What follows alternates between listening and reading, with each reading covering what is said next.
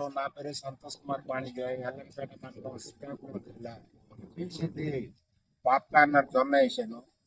దాని తర్వాత వ్యవసాయం సేంద్రియ వ్యవసాయం చేయను.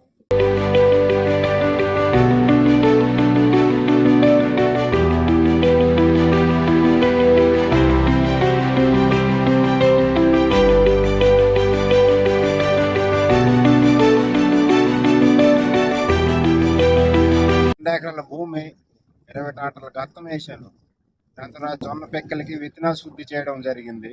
నేను బీజామృతం చేసిన తర్వాత విత్తనాలు శుద్ధి చేశాను. ఎందుకంటే ఆవు మూత్రం పేడ వేసి శుద్ధి చేసుకుని ఆ పెక్కలు మేము వేయడం అయింది.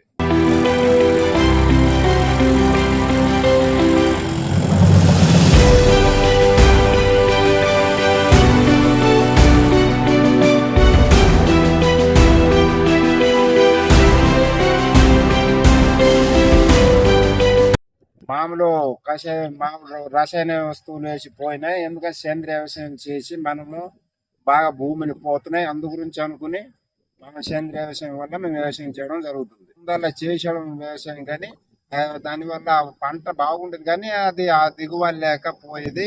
మొక్కలు పెరిగిపోయి ఇప్పుడు మొక్కలు పెరగకుండా సమానంగా బాగుంది. అంటే మాకు తగ్గుముఖంగా సింపుల్గా ఉంది. మాకు బాగుంది, దిగుబడి బాగుంది, పంటలో కూడా మాకు శ్రీభూతి ఉంది. ఆనందంగా ఈరోజు